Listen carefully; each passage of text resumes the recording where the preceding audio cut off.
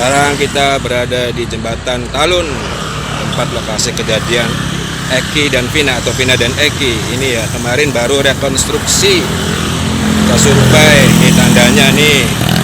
Tuh, sudah ditandain polisi kemarin tanggal 30 Mei 2024 hari Kamis. Tandain ya, sudah tandain polisi. Dan perlu ketahui ini ya, perlu diketahui ini di jalan tol bawahnya ya, di bawahnya itu jalan tol. Lihat, di flyover ini di bawahnya jalan tol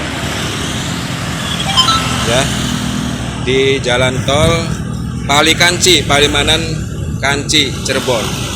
Jadi di bawah flyover Vina atau flyover Talun ini adalah jalan tol Palikanci yang tadi kita ke bawah ya, di kolong jembatan flyover ini.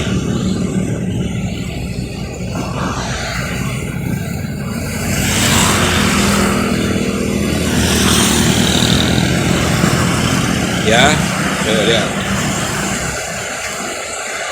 Ya, jalan tol Palikanci di bawah flyover jembatan Talun ini. Yang mana Pak Bondol katanya di bawah flyover ini waktu kejadian malam minggu jam 11 malam ya.